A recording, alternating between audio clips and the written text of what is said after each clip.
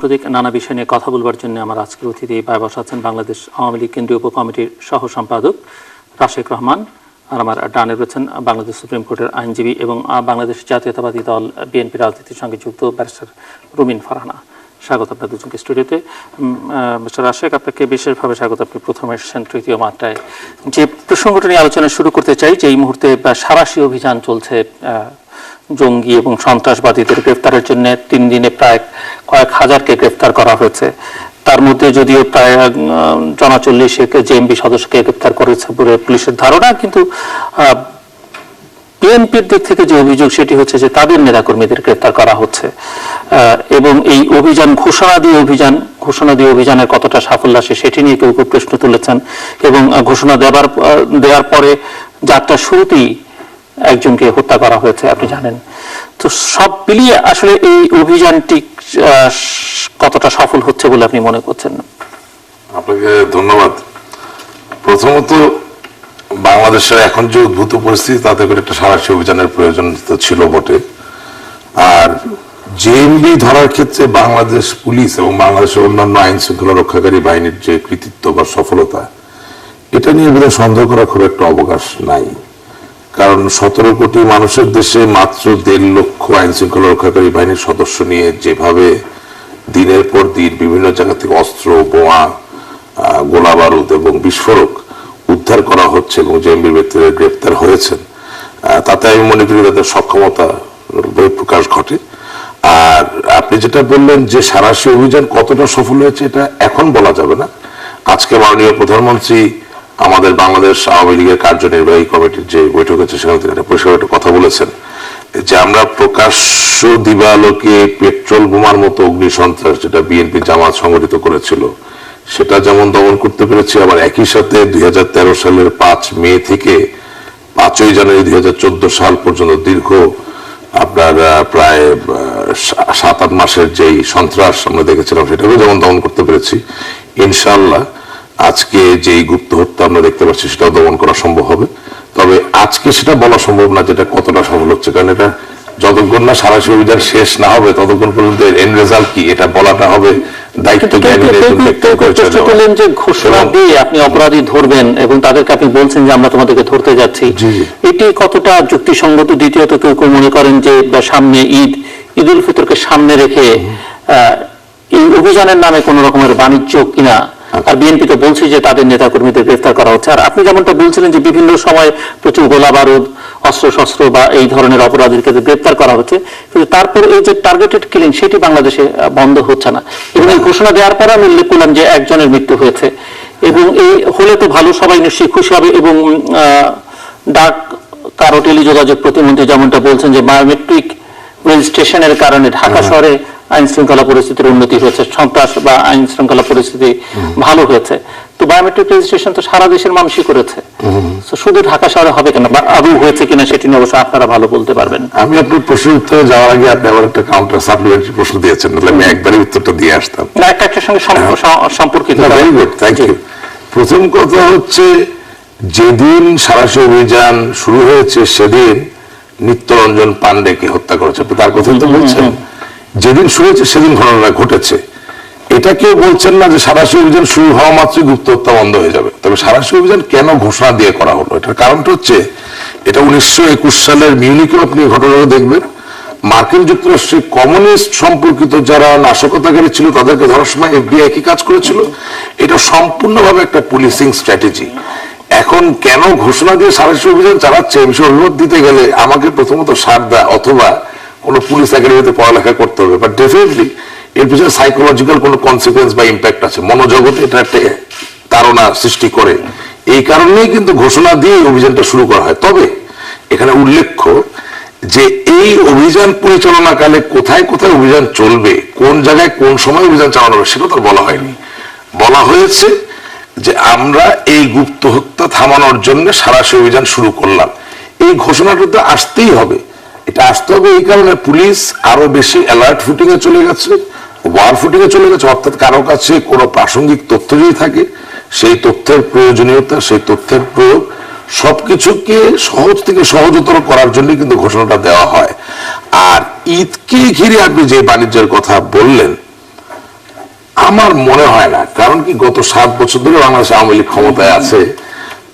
বাংলাদেশে এই ধরনের আনন্দ ঘন উৎসব মুখর পরিবেশে রাত্রে 2টা-3টা পর্যন্ত বাংলাদেশের গৃহিণীরা, আমাদের বোনেরা বাজার সদাই শপিং থেকে শুরু করে সবই করতে পারছেন।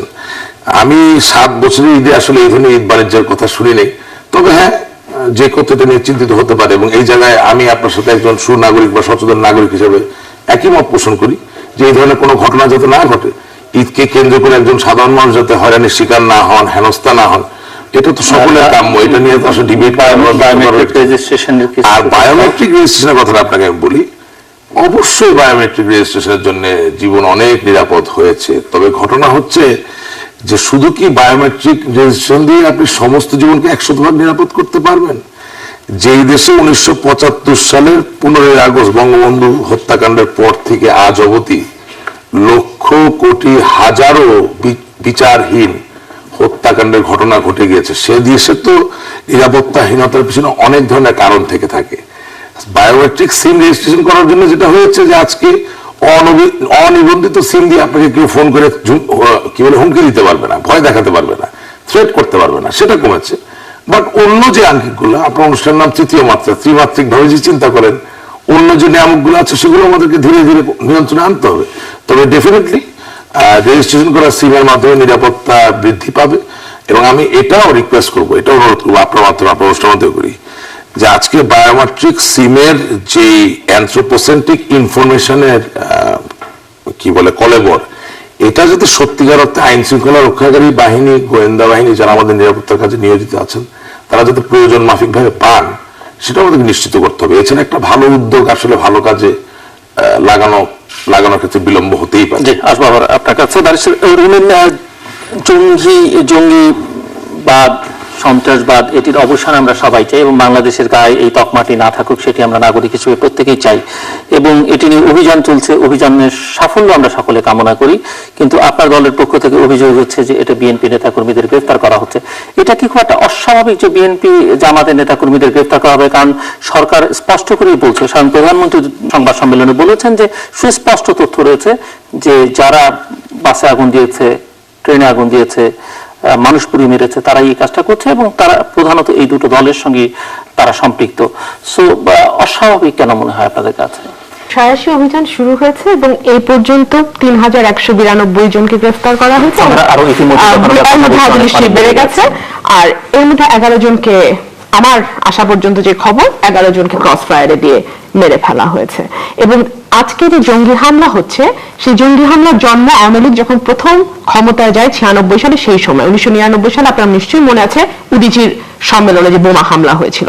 তারপরে 2001 সালে রমনা বটমূলে যে বোমা হামলা হয়েছে, তারপরে 2005 সালে আমরা দেখেছি একযোগে 64টা জেলায় বোমা হামলা। তখন যেটা হতো যে বেশ কিছু সময়ের ব্যবধানে, বছরের ব্যবধানে আমরা জঙ্গি হামলা দেখতে পেতাম, অর্থাৎ তখনও জঙ্গিরা ততটা শক্তিশালী হয়ে ওঠেনি। কিন্তু আওয়ামী লীগ সরকারের এই 7 বছরের শাসন আমলে জিরো টলারেন্সের সময় জঙ্গির হামলা এখন দেখা গেছে দিনে প্রতিদিন, গত 2 বছরে 49টা জঙ্গি হামলা হয়েছে। অর্থাৎ এখন 2 দিন পর পরই জঙ্গি হামলা। শুধু তাই নয়, গত 2 দিনে 3টি এবং 4টি জঙ্গি হামলা হয়ে গেছে।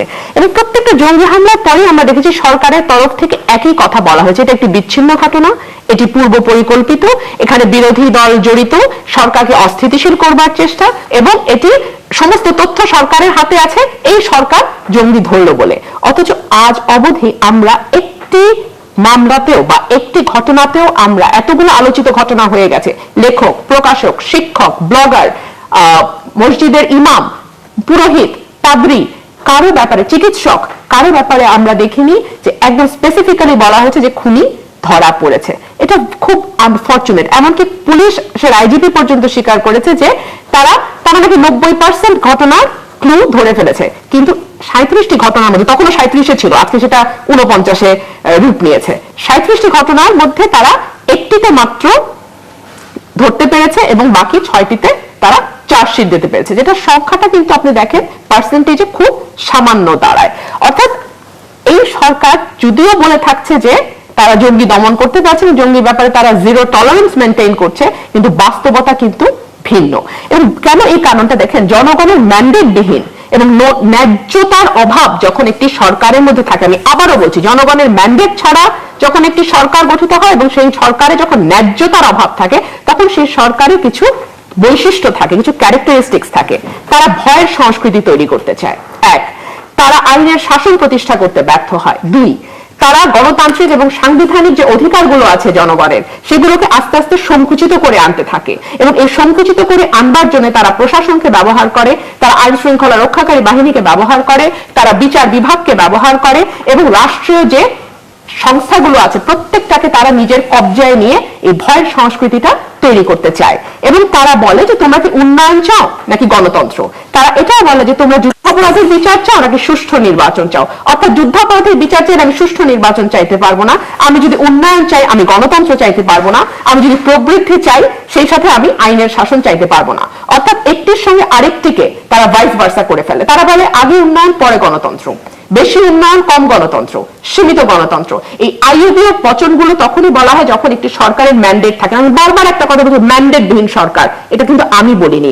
2014 সালের নির্বাচনের পরপরই 9 জানুয়ারি ওনাদেরই অর্থমন্ত্রী বলেছিল, মানব জমিনে এসছে, আমি আবারও বলছি 2014 সালের 9 জানুয়ারি তিনি বলেছিলেন যে সরকার জনগণের ম্যান্ডেট পায়নি, সমঝোতা হলে চলতি বছরই নির্বাচন। 71 টিভিতে সাক্ষাৎকার দেওয়ার সময় তিনি এই কথাটি বলেন, পরের দিন এটি মানব জমিনে ছাপা হয়। তিনি আরো বলেন, বিরোধী দল নির্বাচনের বাইরে রইল, এটা একটি বড় দুঃখ, জনগণের ম্যান্ডেট পেলাম না, তাই আমরা আবার নির্বাচন চাচ্ছি, আশা করছি এই বছরই আবার নতুন করে নির্বাচন হবে।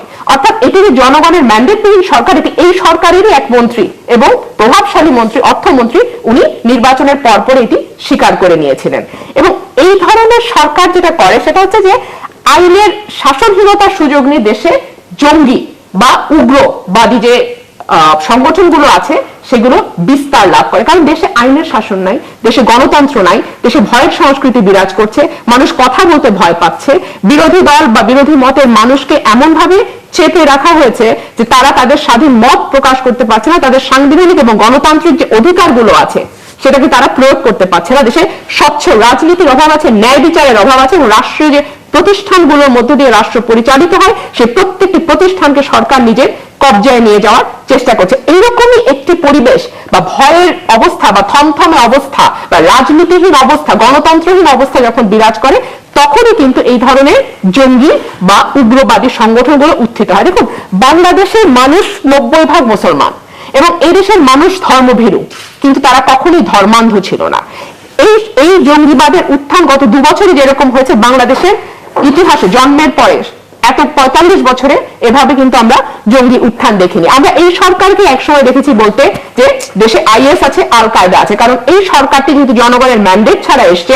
সে আন্তর্জাতিক মহলকে এটা প্রমাণ করতে ব্যস্ত ছিল যে আমাকে ক্ষমতায় থাকতে হবে, জনগণ আমাকে ক্ষমতায় রাখতে চাক কিংবা না চাক, জনগণ আমাকে ভোট দেখ কিংবা না দেখ, সংসদে 154টি আসনে আমি বিনা ভোটে আসি বা না আসি, আমাকেই ক্ষমতায় থাকতে হবে, এই কারণেই যে আমি জঙ্গিবাদ দমন করতে পারবো। এবং এটি প্রমাণ করবার জন্য আপনারা জানেন যে তারা বিভিন্ন সময় বিভিন্ন মানুষকে ধরে নিয়ে এসছে মিডিয়ার সামনে এবং আইন শৃঙ্খলা রক্ষাকারী বাহিনীর সদস্যরা বলেন তারা আল কায়দার সমন্বয়কারী বা আইএস এর সমন্বয়কারী। ঠিক যেমন আমি একটি উদাহরণ দেই, 2015 সালের 19 জানুয়ারি, আমি একদম তারিখ ধরে বলছি, 4 জন আইএস এর সমন্বয়কারী হিসেবে 4 জনকে গ্রেফতার করা হয় বা আটক করা হয়।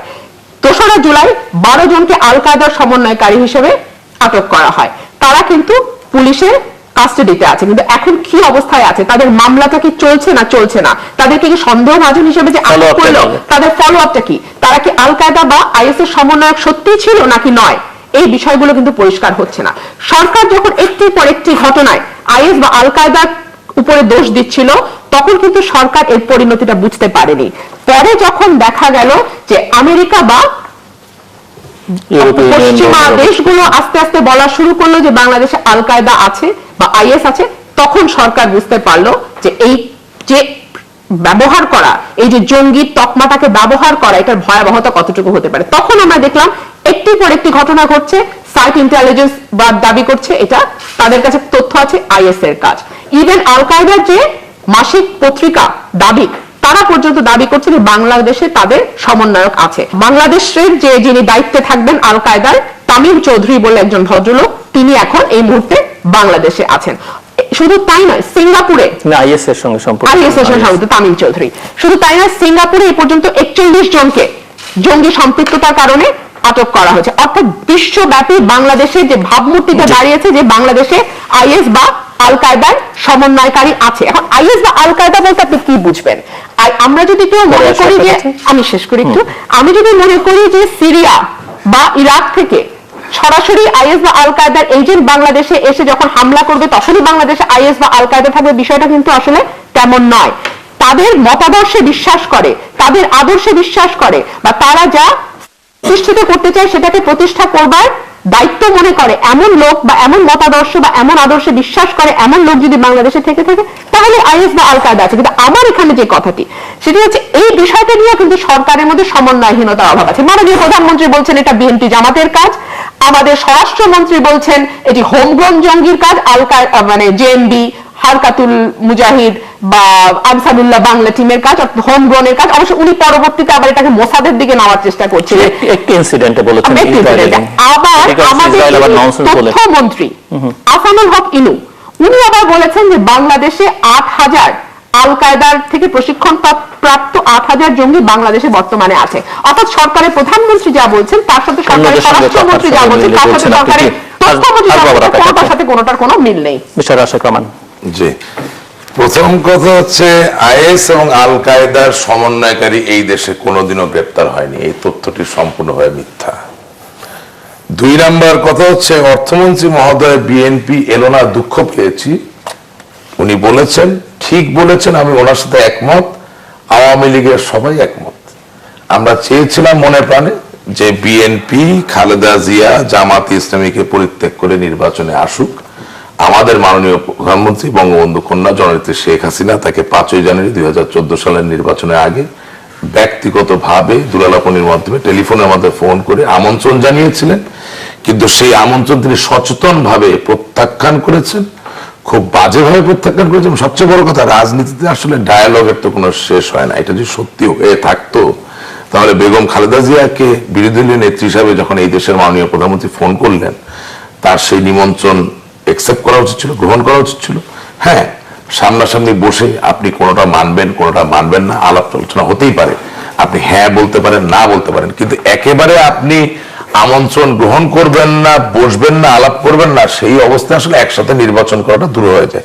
এবং আপনার মধ্যে দিয়ে ডায়লগ হতে পারে, একটু বলি, ওটা তো আসবো, ডায়লগ যাচ্ছি আমি একটা করে। আপনার মাধ্যমে আপনার সম্মানিত দর্শকদেরকে জানাতে চাই এটাও যে দুঃখজনক হলো, এই হলো বাস্তবতা। যদিও বিএনপি গণতন্ত্রের কথা বলে, কিন্তু মাননীয় প্রধানমন্ত্রীর নিমন্ত্রণকে তিনি শুধু প্রত্যাখ্যানই করেননি, তিনি এককভাবে অগণতান্ত্রিক ভাবে বিএনপির গ্রাম, ওয়ার্ড, ইউনিয়ন, উপজেলা, জেলা থেকে শুরু করে কেন্দ্রের কোন নেতৃবৃন্দের সাথে কথা না বলেই একক সিদ্ধান্তে তারেক জিয়াকে শুধু সাথে নিয়ে এই নির্বাচনকে তিনি বয়কট করেন।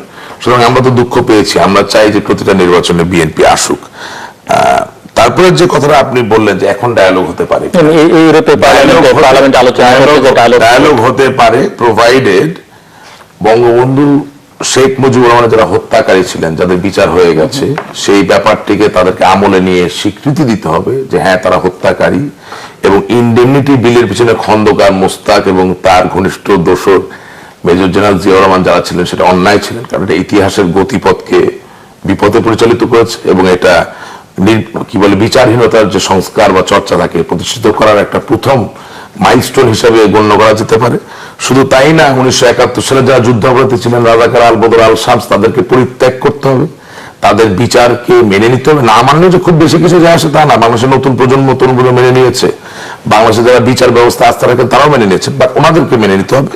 এবং সবচেয়ে বড় কথা হচ্ছে যে জামাত ইসলামীকে পরিত্যাগ করার মধ্যে বাংলাদেশের সত্যিকার স্বাধীনতায় উদ্ভাসিত যে চেতনা, সে চেতনাকে আলিঙ্গন করে এগিয়ে আসলে নিশ্চয়ই নেগোসিয়েশন হতে পারে। আর একটা কথা আমি বলতে ভুলে গিয়েছিলাম যে 21শে আগস্ট গ্রেনেড হামলার মতো একটি নিন্দনীয়, নির্মম, নিষ্ঠুর যে হামলা, সেই হামলায় বিএনপির যারা জড়িত ছিল, যেই স্তরেরই হোক না কেন, সে যেই নেতা বা নেত্রীর সন্তান হোক না কেন, তারেক জিয়ার কথা বলছি, তাদের সকলের কি অবস্থান বিএনপির চোখে হবে এই বিচারের ক্ষেত্রে, সেটা পরিষ্কার করে আসলেই নেগোসিয়েশন হয়তো বা হতে পারে।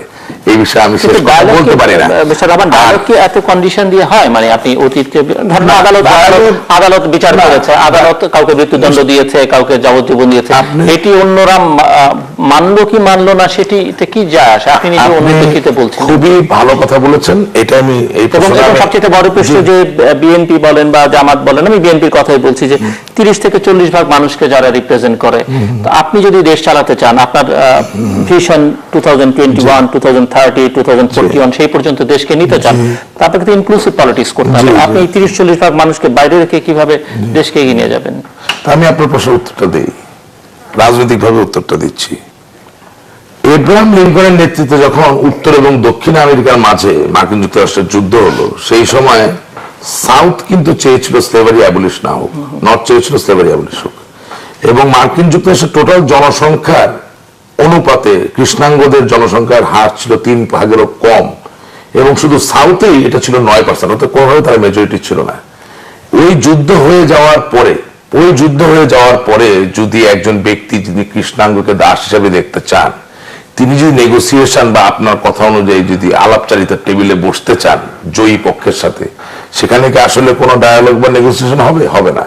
একইভাবে 1971 সালের 26 মার্চ থেকে 16 ডিসেম্বর পর্যন্ত রক্তক্ষয়ী স্বাধীনতা সংগ্রামের মধ্য দিয়ে বঙ্গবন্ধু শেখ মুজিবের নেতৃত্বে যে স্বাধীনতা আমরা পেলাম, সেই স্বাধীনতা যুদ্ধ হওয়ার পরে পরাজিত শক্তির সাথে আমরা বসে আজকের এই 2016 সালের প্রবৃদ্ধির বাংলাদেশে ডায়ালগ করব, আমি এই জিনিসটা আমার কাছে বোধগম্য না। অনেকে বুঝতে পারে, অনেকে নাও বুঝতে পারে। একদিকে প্রবৃদ্ধি বাংলাদেশ, আর রাজনীতি আরেকদিকে অর্থমন্ত্রীর ভাষায় সাগর চুরির বাংলাদেশও তো বলতে হবে। হ্যাঁ, আমি একটা একটু করে উত্তর দিই। আপনি যদি প্রশ্ন করতে থাকেন তাহলে আপনি আমি খুব শেষ করেন। প্রশ্ন করি এবং আমি আমার কথা কুখ্যাতি যা আছে সেটি আমার কোনো অসুবিধা নেই। আপনার যেই ধরনের প্রশ্ন করেন সব প্রত্যেকটা উত্তর দিব, কিন্তু আমাকে একটু একটু করে সময় দিবেন, তাহলে সময় আমার কাছে পরিষ্কার। এবং আমি মনে করি রাজনীতির জগতে যেখানে আদর্শের ব্যাপার আসে, জাতিসত্তার উদ্ভব ঘটনার ব্যাপার আসে, সেখানে 20%, 30% গাণিতিক সমীকরণ করার মধ্য দিয়ে ডায়ালগ হবে কি হবে না সেটা ডিসাইড করা হয় না, বরং আদর্শের উপর নির্ভরশীল হয়।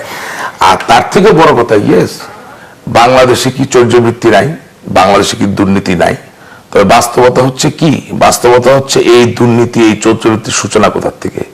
এক একটা মহাদানব যে আমরা সৃষ্টি করেছি যুগ থেকে যুগান্তরে, স্পেশালি 15 আগস্ট 1975 সালের পর থেকে। আপনি ঋণ খেলাফির সংস্কারের দিকে কথা বলছেন, আপনি ব্যাংকের টাকা লুট করার কথা বলছেন, বিভিন্ন রকম অর্থ কেলেঙ্কারির কথা বলছেন, এছাড়াও সামাজিক আরো কেলেঙ্কারি থাকতে পারে। কিন্তু এই চর্চা, এই সংস্কার, আমরা গণমাধ্যমের উপর নির্ভরশীল। সত্যিকার অর্থে 80-র দশক থেকে যদি কোনো আর্কাইভে যে নিত্যদিনের গণমাধ্যম নিয়ে বসা যায়, তাহলে এগুলোকে আসলে কারা উদযাপন করেছেন, কারা প্রতিষ্ঠিত করেছেন সেটা দেখতে হবে। আপনি একদিনে এই দানবকে তো ঘায়ল করতে পারবেন না। আজকে বাংলাদেশের বয়স 45 বছর, তার মধ্যে প্রথম 3.5 বছর বাংলাদেশ আওয়ামী লীগ ক্ষমতায় ছিল, পরবর্তীতে 28 বছর আওয়ামী লীগ ক্ষমতায় ছিল না। এই 28 বছরে যে অপরিণীয় ক্ষতি হচ্ছে শিক্ষা ক্ষেত্রে, ব্যাংকিং ক্ষেত্রে, শিল্প ক্ষেত্রে, সাম্প্রদায়িকতার ক্ষেত্রে, এটা বাস্তবতা।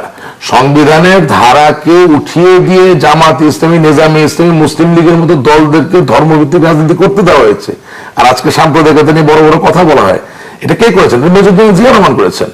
ইনডেমনিটি বিলের মতো একটি বিল করার মধ্যে দিয়ে মানুষকে চোখে আঙ্গুল দিয়ে দেখানো হয়েছে হত্যা করলেও বিচার না করে থাকা যায়, তারা টাকা চুরি করলে আর কি, এত অনেক লঘু অপরাধ। সুতরাং এই উদাহরণগুলো যখন আপনি সৃষ্টি করে এসেছেন, তখন আপনি বিচ্ছিন্নভাবে কাউকে এককভাবে দায়ী করবেন তা না। তবে আমরা বাংলাদেশের বাঙালি, আমরা এই দেশের নাগরিক, আমরা আশা করি আপনি যে কথাগুলো তুললেন, এই ধরনের অন্যায় যাতে না হয় এবং যেটা হয়েছে সেগুলোর বিচার যাতে হয়। এখন আমি একটু যদি অ্যালাউ করেন, আমি রুবিন ফারহানার কথাটা একটু যাই। 49টি চাঞ্চল্যকর হত্যাকাণ্ডের ভিতরে 46টি হত্যাকাণ্ডের আসামিরা আজ ধৃত অবস্থায় আছে। উনি নিজে স্বীকার করেছেন, তার ভিতরে 6টি চার্জশিট হয়েছে, বাকিগুলো তদন্ত অবস্থায় আছে, আর 3টির এখন পর্যন্ত কেউ গ্রেপ্তার হয়নি।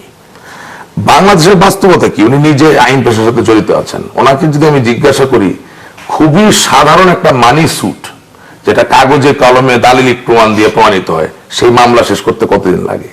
সুতরাং আপনি আপনার নিজের দলের স্বার্থকে চরিতার্থ করার জন্য যেটা বেগম খালেদা জিয়ার কাছে আপনাকে পয়েন্ট নিয়ে দিবে, বা মাহমুদুর রহমান না, মির্জা ফখরুল ইসলাম আলমগীর বা এর কাছে পয়েন্ট নিয়ে দিবে, তার জন্য আপনি বাংলাদেশের বাস্তবতাকে ভুলে গিয়ে আপনি 46টি মামলা জাপান বা আমেরিকার গতিতে কেন নিষ্পত্তি হচ্ছে না, এই প্রশ্ন জিজ্ঞেস করলে এর উত্তর যাদেরকে আপনি গ্রেফতার করা হয়েছে বলছেন, পুলিশ তো নিশ্চিত করে বলতে পারছে না যে এরাই ওইসব অপরাধের সঙ্গে সবাই যুক্ত। পুলিশ খুবই নিশ্চিতভাবে বলতে পারছেন এরাই একটা রুটিন প্রক্রিয়া দেখানো হয়, একটা মামলা হলে দিস ইজ হিয়ারসে, এটা আপনি অ্যাজিউম করে বলছেন, অ্যাজাম্পশন করে বলছেন।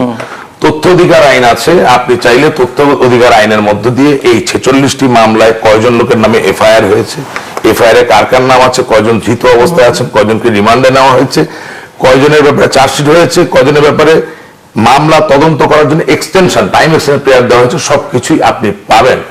আপনি এই অনুষ্ঠানে হিয়ারসে বললে হবে না। আমি বলতে চাচ্ছি দালিলিক ভাবে কি প্রমাণ করা সম্ভব। দালিলিক ভাবে প্রমাণ করা সম্ভব যে এই 46টি মামলা প্রত্যেকটি লোক অন্তরীণ অবস্থায় আছে, বাকি 3টি নাই। শুনেন, যেটা হয় নাই সেটা আমি স্বীকার করতে পারি, এটা গেল এক।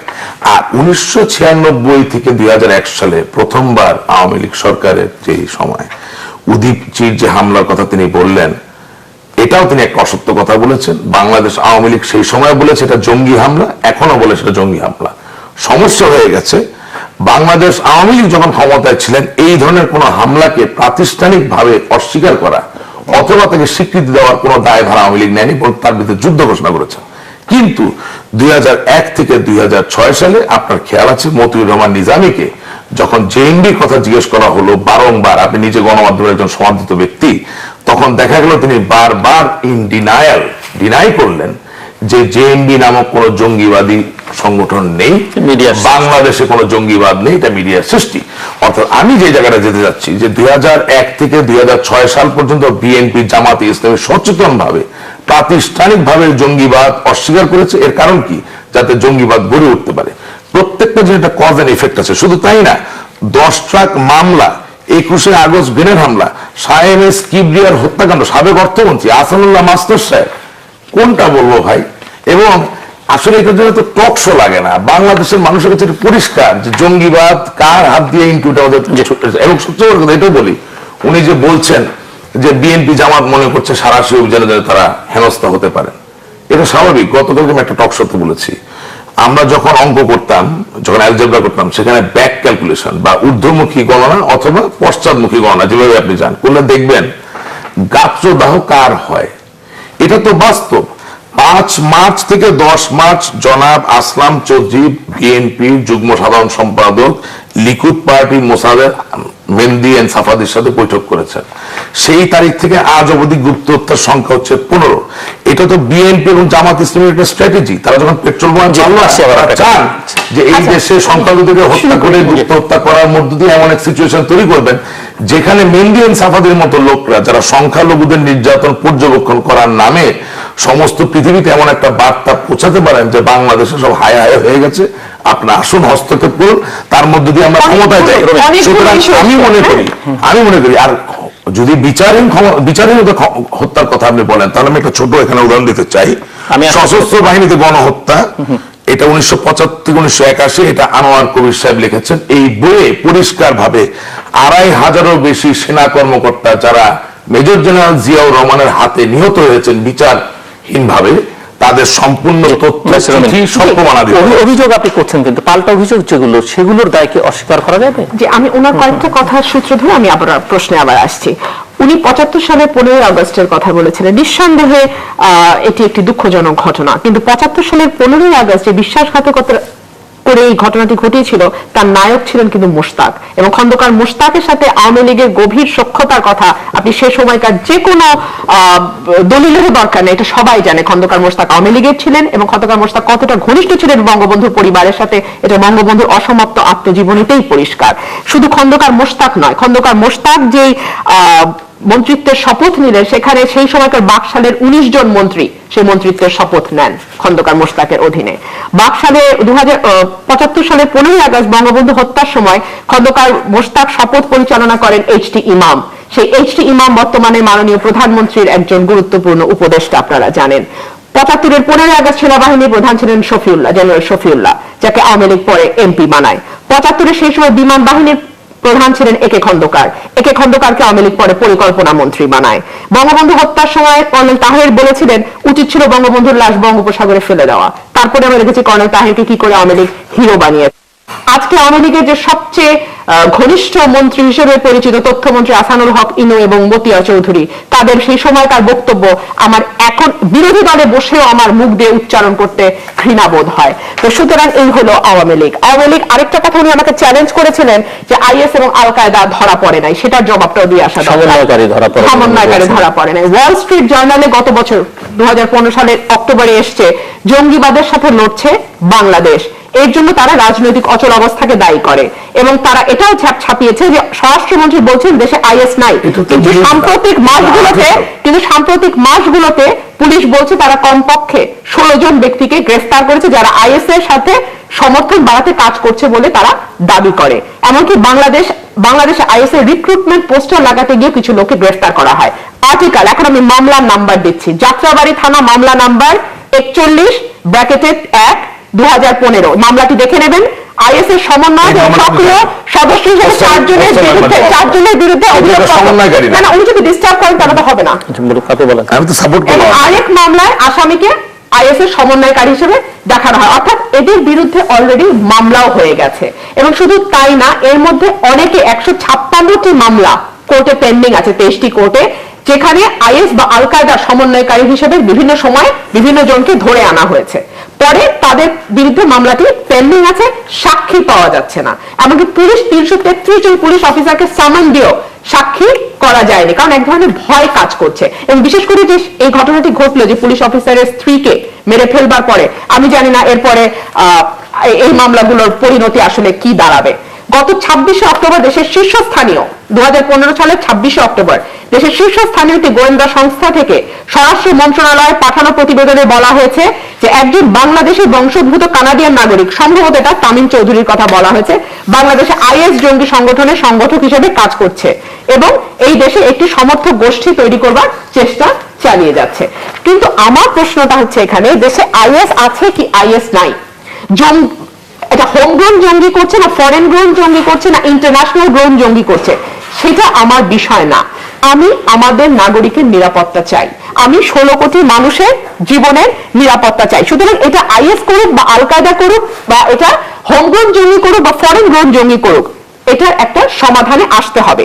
দেখুন, আমি অবাক হয়ে লক্ষ্য করি ইউরোপিয়ান ইউনিয়ন পার্লামেন্ট তাদের উদ্বেগ জানাচ্ছে, ব্রিটিশ পার্লামেন্ট তাদের উদ্বেগ জানাচ্ছে, স্টেট ডিপার্টমেন্ট তাদের উদ্বেগ জানাচ্ছে, যুক্তরাষ্ট্র, যুক্তরাজ্য, ইউরোপের দেশগুলো তাদের উদ্বেগ জানাচ্ছে, department of state, United Nations তাদের উদ্বেগ জানাচ্ছে। তারা বলছে যে রাজনীতিতে যে রাজনীতিকরণ করা হয়েছে, বিরোধী দলকে যেভাবে দমন, পীড়ন, নিপীড়ন, নির্যাতন মাধ্যমে তাদের গণতান্ত্রিক এবং সাংবিধানিক অধিকারকে যেভাবে কেড়ে নেওয়া হয়েছে, এই অচল অবস্থা যদি চলতে থাকে এবং কোনো সমঝোতা বা সংলাপের মধ্যে যদি তারা না পৌঁছায়, তাহলে এই ধরনের জঙ্গিবাদ, উগ্রবাদ এটি চলতেই থাকবে। এটার সবচেয়ে বড় উদাহরণ হচ্ছে পাকিস্তান। কিছু সরকার আছে, ফ্যাসিস্ট সরকার, যারা জঙ্গি নিয়ে খেলে, তারা জঙ্গিকে লালন করে, তারা জঙ্গিকে পালন করে, তারা জঙ্গিকে পোষে, তাদের ক্ষমতায় টিকে থাকবার জন্য জঙ্গি কার্ড খেলে। কিন্তু জঙ্গি এমন একটা জিনিস, সময় ভয়ঙ্কর ভাবে বেড়ে ওঠে, এটা আর তারপরে সরকারের কন্ট্রোলের মধ্যে থাকে না, যেটা এখন দেখা যাচ্ছে। আমাদের মাননীয় প্রধানমন্ত্রী বলেছেন যে তার কাছে সমস্ত তথ্য আছে এবং তিনি পাই করে প্রত্যেকটা হত্যার, প্রত্যেকটা জঙ্গি হামলার হিসাব নেবেন। সাধুবাদ জানাই, সেটাই তো হওয়া উচিত যে এই দেশে যতগুলো জঙ্গি হামলা হয়েছে, যতগুলো হত্যা হয়েছে, তার প্রত্যেকটির বিচার হওয়া উচিত। কিন্তু আমি সেই সাথে এটাও জানতে চাই যে এই যে তনু হত্যা হয়ে গেল, সেটা নিয়ে এত নাটক কেন চলছে?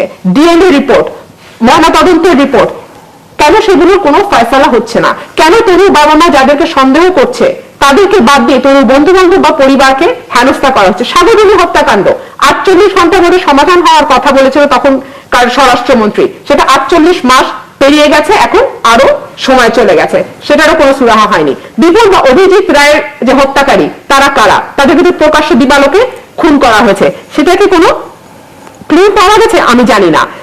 বারবার আইন শৃঙ্খলা রক্ষাকারী বাহিনী বলে তারা আমাদের নাগালের মধ্যেই আছে। নাগালের মধ্যে থাকা অবস্থায় কি করে খুনিরা বিদেশে চলে যায়? এক পর্যায়ে আমরা কিন্তু তাদের বাবাকে বলতেও শুনেছি যে এই দেশে বিচার হবে না, সুতরাং আমরা এই দেশে বিচার চাই না। কি করে আইন শৃঙ্খলা রক্ষাকারী বাহিনী বলে তাদের নাগালের ভেতরে আছে, সে নাগালের ভেতর থেকে জঙ্গি আবার বিদেশে চলে যায়? সরকারের প্রত্যক্ষ মদত ছাড়া কোনোভাবেই এটি সম্ভব না। জঙ্গিদের ক্রস ফায়ারে দেওয়া হচ্ছে কেন? জঙ্গিদের কাছ থেকে আমাদের তথ্য নেওয়ার বিষয় নাই, নাকি আমরা সমস্ত তথ্য অলরেডি জানি? যদি সমস্ত তথ্য আমরা জেনে ফেলে থাকি তাহলে কেন সেই অনুযায়ী ব্যবস্থা নেওয়া হচ্ছে না? মাননীয় প্রধানমন্ত্রী বলেছেন পাই পাই করে হিসাব নেওয়া হবে, আমি আশাবাদী। ইউপি নির্বাচন 135 জন মারা গেছে এবং আমাদের প্রধান নির্বাচন কমিশনার বলেছেন আমাদের হাতে খুব বেশি সময় নেই। আমাদের প্রধান নির্বাচন আমাদের প্রধান নির্বাচন কমিশনার বলেছেন যে নির্বাচনের সহিংসতা বা মৃত্যু হচ্ছে আমাদের উপমহাদেশের সংস্কৃতি। তো এটা তো এক ধরনের হত্যাকে উৎসাহিত করা। তো ওনার বিরুদ্ধে কি ব্যবস্থা নেওয়া হবে? আমি জানতে চাচ্ছি ত্বকী হত্যার বিচারের কি হলো? নারায়ণগঞ্জে ওসমান পরিবারের যে এক একটা কাণ্ড কারখানা কিছুদিন পর পর আমরা দেখি, সেই ব্যাপারে আমাদের এই আওয়ামী লীগ সরকার কি ব্যবস্থা নেবে? এই প্রশ্নগুলো আসে। উত্তর দেবেন, আমার হাতে খুব বেশি সময় নেই। আপনি যে অভিযোগগুলো তুলছেন একজন নাগরিক হিসেবে, একটি দলের একজন সদস্য হিসেবে, নেতাকর্মী হিসেবে তুলতেই পারেন, সেই নৈতিক অবস্থান হয়তো আছে, কিন্তু আপনি একজন বিএনপি সদস্য হিসেবে এই অভিযোগ আনতে পারেন কিনা নৈতিকভাবে? কারণ পাল্টা কিছু অভিযোগ আছে যে আপনারা যখন ক্ষমতায় ছিলেন তখন এগুলো হয়েছে, ওই যে ডিনায়ালের কথা বলা হচ্ছে সেটি ছিল। আমি বলছি, আমি শেষ করি, 21 আগস্টের মতো ঘটনা বা সারা দেশে একই সঙ্গে বোমা বিস্ফোরণের ঘটনা, অস্ত্র মামলা, এগুলো তো একভাবে অস্বীকার করা হয়েছে, এগুলো নিয়ে নাটক করা হয়েছে। সো বিএনপির নৈতিক অবস্থা, তারপরে বিএনপি করতে পারে, কিন্তু যেই বিএনপি এই তার ভুল ত্রুটিগুলোর জন্য দুঃখ প্রকাশ, ক্ষমা চাওয়া, সেগুলো বিএনপি করেছে কিনা? ক্ষমতা একবার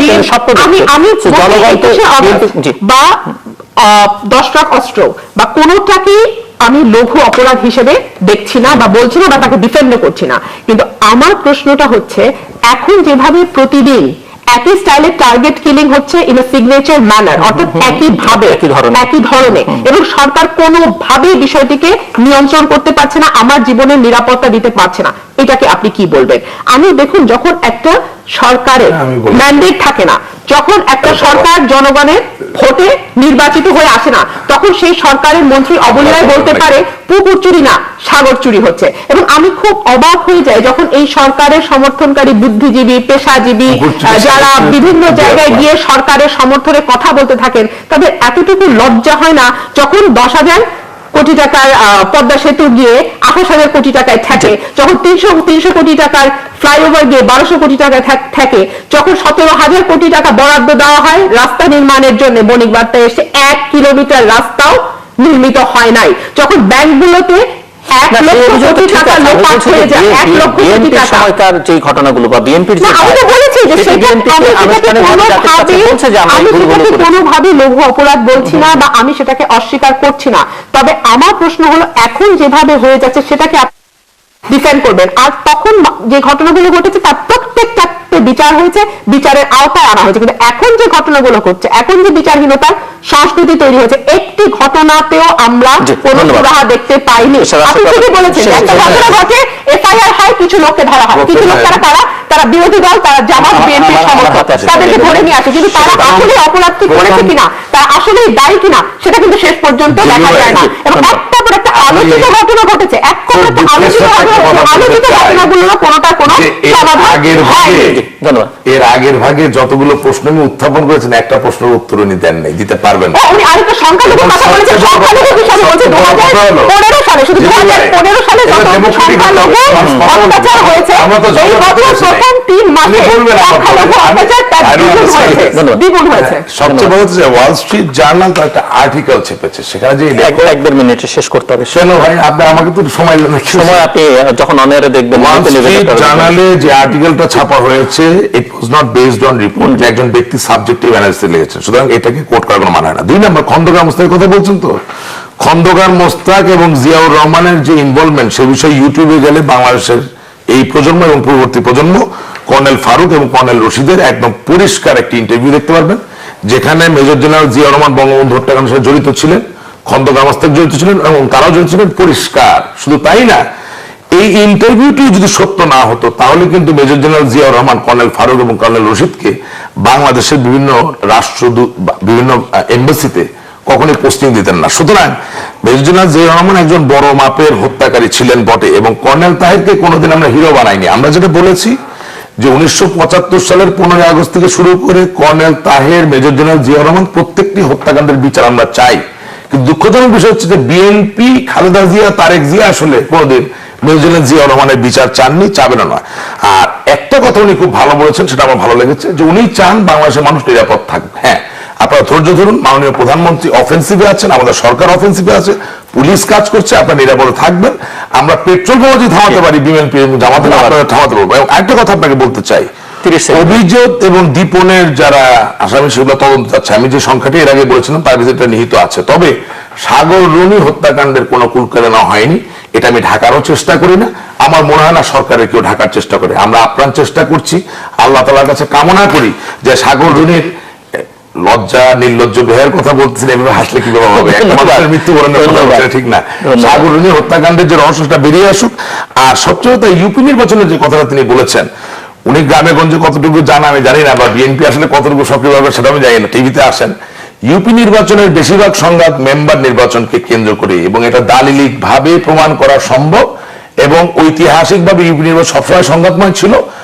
আমরা নিশ্চিত করতে পারি যতদিন যাবে এই ইউপি নির্বাচন তার থেকেও অনেক আরো বেশি পরিচ্ছন্ন হবে। এবং সবচেয়ে বড় কথা, আমি নতুন প্রজন্মের ছেলেমেয়েদেরকে একটা কথা বলতে চাই, ইউটিউবে গেলে, গুগলে গেলে মেজর জেনারেল জিয়াউর রহমান, মতিউর রহমান নিজামী, আলী হাসান মুজাহিদ, তারেক জিয়া, তাদের আর কি ভূমিকা ছিল, এটা অনেক এবং মিস্টার রাশেদ রহমান, দর্শক এই অভিযোগ পাল্টা অভিযোগ বাংলাদেশের রাজনীতির সংস্কৃতির অংশ। একটি কথা যে আমরা চাই যে বাংলাদেশের মানুষ নিরাপদ থাকুক, একটি কামনা আমাদের প্রত্যেকের জীবন নিরাপদ হোক। আমরা আশা করব যার যেটুকু দায়িত্ব আছে সেখান থেকে এই দায়িত্বটুকু পালন করবেন। দর্শক, আমাদের সঙ্গে থাকবার জন্য অসংখ্য ধন্যবাদ, আপনাদের সবার জন্য শুভকামনা। যখন অ্যালজেব্রা করতাম, সেখানে ব্যাক ক্যালকুলেশন বা ঊর্ধ্বমুখী গণনা অথবা পশ্চাৎমুখী গণনা, যেভাবে আপনি যান করলে দেখবেন গাত্রদাহ কার হয়। এটা তো বাস্তব। 5 মার্চ থেকে 10 মার্চ জনাব আসলাম চৌধুরী, বিএনপির যুগ্ম সাধারণ সম্পাদক, লিকুদ পার্টি মোসাদের মেহেদী এন্ড সাফাদের সাথে বৈঠক করেছেন। সেই তারিখ থেকে আজ অবধি গুপ্ত হত্যার সংখ্যা হচ্ছে 15।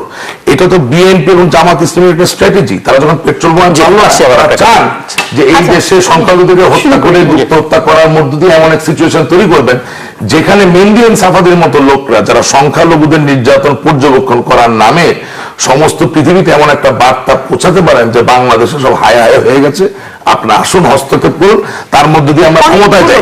সুতরাং আমি মনে করি আর যদি বিচারহীন হত্যার কথা আপনি বলেন, তাহলে আমি একটা ছোট এখানে উদাহরণ দিতে চাই।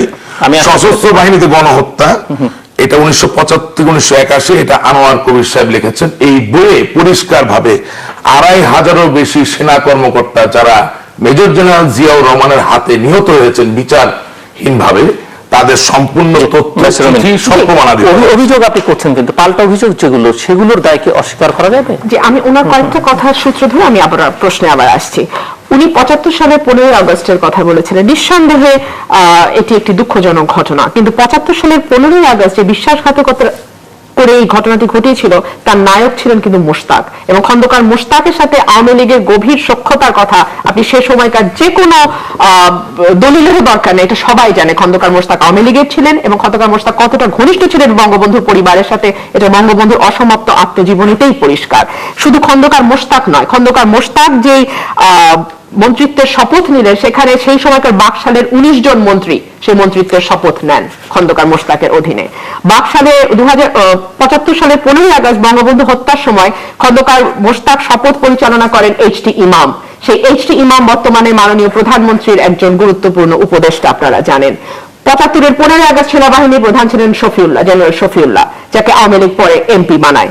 75-এর সেই সময় বিমান বাহিনীর প্রধান ছিলেন একে খন্দকার। একে খন্দকারকে আওয়ামী লীগ পরে পরিকল্পনা মন্ত্রী বানায়। বঙ্গবন্ধু হত্যার সময় কর্নেল তাহের বলেছিলেন উচিত ছিল বঙ্গবন্ধুর লাশ বঙ্গোপসাগরে ফেলে দেওয়া। তারপরে আমরা দেখেছি কর্নেল তাহেরকে কি করে আওয়ামী লীগ হিরো বানিয়ে। আজকে আওয়ামী লীগের যে সবচেয়ে ঘনিষ্ঠ মন্ত্রী হিসেবে পরিচিত তথ্যমন্ত্রী আহসানুল হক ইনু এবং মতিয়া চৌধুরী, তাদের সেই সময়কার বক্তব্য আমার এখন বিরোধী দলে বসেও আমার মুখ দিয়ে উচ্চারণ করতে ঘৃণাবোধ হয়। তো সুতরাং এই হলো আওয়ামী লীগ। আওয়ামী লীগ আরেকটা কথা উনি আমাকে চ্যালেঞ্জ করেছিলেন যে আইএস এবং আল কায়দা ধরা পড়ে নাই, সেটার জবাবটাও দিয়ে আসা। সমন্বয়কারী ধরা পড়ে নাই। ওয়াল স্ট্রিট জার্নালে গত বছর 2015 সালের অক্টোবরে এসছে, জঙ্গিবাদের সাথে লড়ছে বাংলাদেশ, এর জন্য তারা রাজনৈতিক অচল অবস্থাকে দায়ী করে, এবং তারা এটাও ছাপিয়েছে যে স্বরাষ্ট্রমন্ত্রী বলছেন দেশে আইএস নাই, কিন্তু সাম্প্রতিক মাসগুলোতে পুলিশ বলছে তারা কমপক্ষে 16 জন ব্যক্তিকে গ্রেফতার করেছে যারা আইএস এর সাথে সমর্থন বাড়াতে কাজ করছে বলে তারা দাবি করে। এমনকি বাংলাদেশে আইএস এর রিক্রুটমেন্ট পোস্টার লাগাতে গিয়ে কিছু লোককে গ্রেফতার করা হয়। আর্টিকেল, এখন আমি মামলার নাম্বার দিচ্ছি, যাত্রাবাড়ি থানা মামলা নাম্বার 41/1/2015। মামলাটি দেখে নেবেন। আইএস এর সমন্বয়ক ও সক্রিয় সদস্য হিসেবে চারজনের বিরুদ্ধে অভিযোগ। না, উনি যদি ডিস্টার্ব করেন তাহলে তো হবে না। আমি তো সাপোর্ট করলাম। আরেক মামলায় আসামিকে আইএস এর সমন্বয়কারী হিসেবে দেখানো হয়, অর্থাৎ এদের বিরুদ্ধে অলরেডি মামলাও হয়ে গেছে। এবং শুধু তাই না, এর মধ্যে অনেকে 156টি মামলা কোর্টে পেন্ডিং আছে, 23টি কোর্টে, যেখানে আইএস বা আল কায়দার সমন্বয়কারী হিসেবে বিভিন্ন সময় বিভিন্ন জনকে ধরে আনা হয়েছে। পরে তাদের বিরুদ্ধে মামলাটি পেন্ডিং আছে, সাক্ষী পাওয়া যাচ্ছে না। এমনকি পুলিশ 333 জন পুলিশ অফিসারকে সামন দিয়েও সাক্ষী করা যায়নি, কারণ এক ধরনের ভয় কাজ করছে। এবং বিশেষ করে যে এই ঘটনাটি ঘটলো, যে পুলিশ অফিসারের স্ত্রীকে মেরে ফেলবার পরে, আমি জানি না এরপরে এই মামলাগুলোর পরিণতি আসলে কি দাঁড়াবে। গত 26শে অক্টোবর দেশের শীর্ষস্থানীয় 2015 সালের 26শে অক্টোবর দেশের শীর্ষস্থানীয় একটি গোয়েন্দা সংস্থা থেকে স্বরাষ্ট্র মন্ত্রণালয়ে পাঠানো প্রতিবেদনে বলা হয়েছে যে একজন বাংলাদেশের বংশোদ্ভূত কানাডিয়ান নাগরিক, সম্ভবত এটা তামিম চৌধুরীর কথা বলা হয়েছে, বাংলাদেশে আইএস জঙ্গি সংগঠনের সংগঠক হিসেবে কাজ করছে এবং এই দেশে একটি সমর্থক গোষ্ঠী তৈরি করবার চেষ্টা চালিয়ে যাচ্ছে। কিন্তু আমার প্রশ্নটা হচ্ছে, এখানে দেশে আইএস আছে কি আইএস নাই? এটা হোম গ্রোন জঙ্গি করছে না ফরেন গ্রোন জঙ্গি করছে না ইন্টারন্যাশনাল গ্রোন জঙ্গি করছে, সেটা আমার বিষয় না। আমি আমাদের নাগরিকের নিরাপত্তা চাই, আমি 16 কোটি মানুষের জীবনের নিরাপত্তা চাই। সুতরাং এটা আইএস করুক বা আল কায়দা করুক বা এটা হোম গ্রোন জঙ্গি করুক বা ফরেন গ্রোন জঙ্গি করুক, এটার একটা সমাধানে আসতে হবে। দেখুন, আমি অবাক হয়ে লক্ষ্য করি, ইউরোপিয়ান ইউনিয়ন পার্লামেন্ট তাদের উদ্বেগ জানাচ্ছে, ব্রিটিশ পার্লামেন্ট তাদের উদ্বেগ জানাচ্ছে, স্টেট ডিপার্টমেন্ট তাদের উদ্বেগ জানাচ্ছে, যুক্তরাষ্ট্র, যুক্তরাজ্য, ইউরোপের দেশগুলো তাদের উদ্বেগ জানাচ্ছে, department of state, United Nations তাদের উদ্বেগ জানাচ্ছে। তারা বলছে যে রাজনীতিতে যে রাজনীতিকরণ করা হয়েছে, বিরোধী দলকে যেভাবে দমন, পীড়ন, নিপীড়ন, নির্যাতন মাধ্যমে তাদের গণতান্ত্রিক এবং সাংবিধানিক অধিকারকে যেভাবে কেড়ে নেওয়া হয়েছে, এই অচলাবস্থা যদি চলতে থাকে এবং কোনো সমঝোতা বা সংলাপের মধ্যে যদি তারা না পৌঁছায়, তাহলে এই ধরনের জঙ্গিবাদ, উগ্রবাদ এটি চলতেই থাকবে। এটার সবচেয়ে বড় উদাহরণ হচ্ছে পাকিস্তান। কিছু সরকার আছে, ফ্যাসিস্ট সরকার, যারা জঙ্গি নিয়ে খেলে, তারা জঙ্গিকে লালন করে, তারা জঙ্গিকে পালন করে, তারা জঙ্গিকে পোষে, তাদের ক্ষমতায় টিকে থাকবার জন্য জঙ্গি কার্ড খেলে। কিন্তু জঙ্গি এমন একটা জিনিস, সময় ভয়ঙ্কর ভাবে বেড়ে ওঠে, এটা আর তারপরে সরকারের কন্ট্রোলের মধ্যে থাকে না, যেটা এখন দেখা যাচ্ছে। আমাদের মাননীয় প্রধানমন্ত্রী বলেছেন যে তার কাছে সমস্ত তথ্য আছে এবং তিনি পাই করে প্রত্যেকটা হত্যার, প্রত্যেকটা জঙ্গি হামলার হিসাব নেবেন। সাধুবাদ জানাই, সেটাই তো হওয়া উচিত যে এই দেশে যতগুলো জঙ্গি হামলা হয়েছে, যতগুলো হত্যা হয়েছে, তার প্রত্যেকটির বিচার হওয়া উচিত। কিন্তু আমি সেই সাথে এটাও জানতে চাই যে এই যে তনু হত্যা হয়ে গেল, সেটা নিয়ে এত নাটক কেন চলছে? ডিএনএ রিপোর্ট, ময়নাতদন্তের রিপোর্ট, কেন সেগুলোর কোনো ফয়সালা হচ্ছে না? কেন তরুণ বাবা মা যাদেরকে সন্দেহ করছে তাদেরকে বাদ দিয়ে তরুণ বন্ধু বান্ধব বা পরিবারকে হেনস্থা করা হচ্ছে? সাগরজনী হত্যাকাণ্ড 48 ঘন্টার মধ্যে সমাধান হওয়ার কথা বলেছিল তখনকার স্বরাষ্ট্রমন্ত্রী, সেটা 48 মাস পেরিয়ে গেছে, এখন আরো 2030, 2041 সেই পর্যন্ত দেশকে নিতে চান। তারপরে কিন্তু ইনক্লুসিভ পলিটিক্স করতে হবে। আপনি 30-40 ভাগ মানুষকে বাইরে রেখে কিভাবে দেশকে এগিয়ে নিয়ে যাবেন? আমি আপনার প্রশ্নের উত্তরটা দিই, রাজনৈতিক ভাবে উত্তরটা দিচ্ছি। এব্রাহাম লিঙ্কনের নেতৃত্বে যখন উত্তর এবং দক্ষিণ আমেরিকার মাঝে মার্কিন যুক্তরাষ্ট্রের যুদ্ধ হলো, সেই সময় সাউথ কিন্তু চেয়েছিল স্লেভারি অ্যাবলিশ না হোক, নর্থ চেয়েছিল স্লেভারি অ্যাবলিশ হোক। এবং মার্কিন যুক্তরাষ্ট্রের টোটাল জনসংখ্যার অনুপাতে কৃষ্ণাঙ্গদের জনসংখ্যার হার ছিল 3 ভাগেরও কম, এবং শুধু সাউথেই এটা ছিল 9%, অর্থাৎ কোনোভাবে তার মেজরিটি ছিল না। ওই যুদ্ধ হয়ে যাওয়ার পরে যদি একজন ব্যক্তি যদি কৃষ্ণাঙ্গকে দাস হিসেবে দেখতে চান, তিনি যদি নেগোসিয়েশন বা আপনার কথা অনুযায়ী যদি আলাপচারিতার টেবিলে বসতে চান জয়ী পক্ষের সাথে, সেখানে কি আসলে কোনো ডায়ালগ বা নেগোসিয়েশন হবে না। একইভাবে 1971 সালের 26 মার্চ থেকে 16 ডিসেম্বর পর্যন্ত রক্তক্ষয়ী স্বাধীনতা সংগ্রামের মধ্য দিয়ে বঙ্গবন্ধু শেখ মুজিবের নেতৃত্বে যেই স্বাধীনতা আমরা পেলাম, সেই স্বাধীনতা যুদ্ধ হওয়ার পরে পরাজিত শক্তির সাথে আমরা বসে আজকের এই 2016 সালের প্রবৃদ্ধির বাংলাদেশে ডায়ালগ করব, আমি এই জিনিসটা আমার কাছে বোধগম্য না। অনেকে বুঝতে পারে, অনেকে নাও বুঝতে পারে। আর রাজনীতি, আরেকদিকে অর্থমন্ত্রীর ভাষায় সাগর চুরির বাংলাদেশে তো বলতে হবে। হ্যাঁ, আমি একটা করে উত্তর দিই। আপনি যদি প্রশ্ন করতে থাকেন তাহলে আপনি আমি খুব কম প্রশ্ন করি এবং আমি আমার কথা কুখ্যাত যা আছে সেটি আমার কোনো অসুবিধা নেই। আপনার যেই ধরনের প্রশ্ন করেন সব প্রত্যেকটা উত্তর দিব, কিন্তু আমাকে একটু একটু সময় দিবেন সময় আমার কাছে পরিষ্কার। এবং আমি মনে করি রাজনীতির জগতে যেখানে আদর্শের ব্যাপার আসে, জাতিসত্তার উদ্ভব ঘটনার ব্যাপার আসে, সেখানে 20% 30% গাণিতিক সমীকরণ করার মধ্য দিয়ে ডায়ালগ হবে কি হবে না সেটা ডিসাইড করা হয় না, বরং আদর্শের উপর নির্ভরশীল হয়। আর তার থেকে বড় কথা, ইয়েস, বাংলাদেশে কি চর্যবৃত্তি নাই, বাংলাদেশে কি দুর্নীতি নাই, তবে বাস্তবতা হচ্ছে কি, বাস্তবতা হচ্ছে এই দুর্নীতি, এই চর্যবৃত্তির সূচনা কোথা থেকে? এক একটা মহাদানব যে আমরা সৃষ্টি করেছি যুগ থেকে যুগান্তরে, স্পেশালি 15 আগস্ট 1975 সালের পর থেকে। আপনি ঋণ খেলাফির সংস্কারের দিকে কথা বলছেন, আপনি ব্যাংকের টাকা লুট করার কথা বলছেন, বিভিন্ন রকম অর্থ কেলেঙ্কারির কথা বলছেন, এছাড়াও সামাজিক আরো কেলেঙ্কারি থাকতে পারে। কিন্তু এই চর্চা, এই সংস্কার, আমরা গণমাধ্যমের উপর নির্ভরশীল সত্যিকার অর্থে। 80-র দশক থেকে যদি কোনো আর্কাইভে যে নিত্যদিনের গণমাধ্যম নিয়ে বসা যায়, তাহলে এগুলোকে আসলে কারা উদযাপন করেছেন, কারা প্রতিষ্ঠিত করেছেন সেটা দেখতে হবে। আপনি একদিনে এই দানবকে তো ঘায়ল করতে পারবেন না। আজকে বাংলাদেশের বয়স 45 বছর, তার মধ্যে প্রথম 3.5 বছর বাংলাদেশ আওয়ামী লীগ ক্ষমতায় ছিল, পরবর্তীতে 28 বছর আওয়ামী লীগ ক্ষমতায় ছিল না। এই 28 বছরে যে অপরিণীয় ক্ষতি হচ্ছে শিক্ষা ক্ষেত্রে, ব্যাংকিং ক্ষেত্রে, শিল্প ক্ষেত্রে, সাম্প্রদায়িকতার ক্ষেত্রে, এটা বাস্তবতা। সংবিধানের ধারাকে উঠিয়ে দিয়ে জামাত ইসলামী, নেজামে ইসলামী, মুসলিম লীগের মতো দলদেরকে ধর্মভিত্তিক রাজনীতি করতে দেওয়া হয়েছে।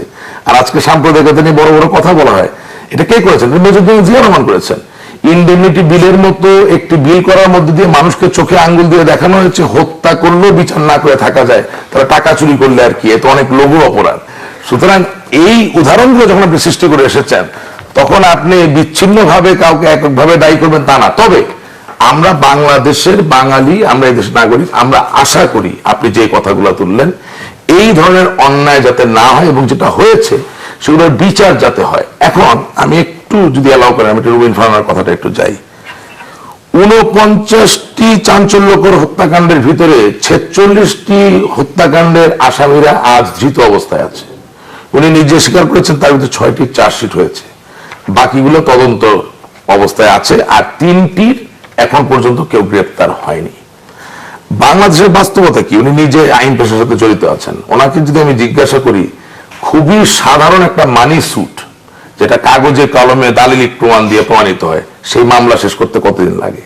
সুতরাং আপনি আপনার নিজের দলের স্বার্থকে চরিতার্থ করার জন্য যেটা বেগম খালেদা জিয়ার কাছে আপনাকে পয়েন্ট নিয়ে দিবে, বা মাহমুদুর রহমান না, মির্জা ফখরুল ইসলাম আলমগীর বা এর কাছে পয়েন্ট নিয়ে দিবে, তার জন্য আপনি বাংলাদেশের বাস্তবতাকে ভুলে গিয়ে আপনি 46টি মামলা জাপান বা আমেরিকার গতিতে কেন নিষ্পত্তি হচ্ছে না, এই প্রশ্ন জিজ্ঞেস করলে এর উত্তর। যাদেরকে আপনি গ্রেফতার করা হয়েছে বলছেন, পুলিশ তো নিশ্চিত করে বলতে পারছে না যে এরাই ওইসব অপরাধের সঙ্গে সবাই যুক্ত। পুলিশ খুবই নিশ্চিতভাবে বলতে পারছেন এরাই একটা রুটিন প্রক্রিয়া দেখানো হয়, একটা মামলা হলে দিস ইজ হিয়ারসে, এটা আপনি অ্যাজিউম করে বলছেন, অ্যাজাম্পশন করে বলছেন।